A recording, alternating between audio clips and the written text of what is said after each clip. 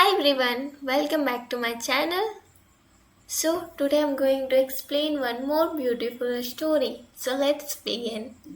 The Little Bird and the Big Sky. A little bird named Sunny lived in a small nest on a tall tree. Sunny watched the big sky every day and dreamed of flying far away. But he was afraid.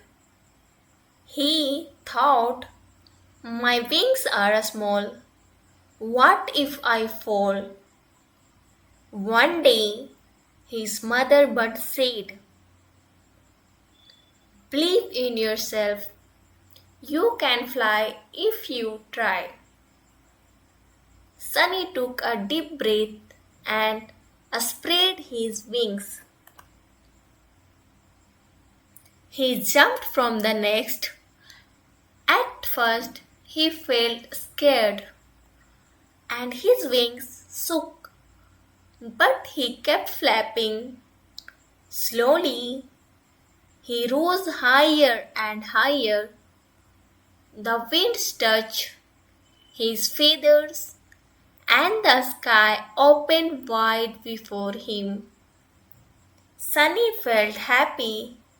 He said, I can do it. From that day, Sunny was no longer afraid.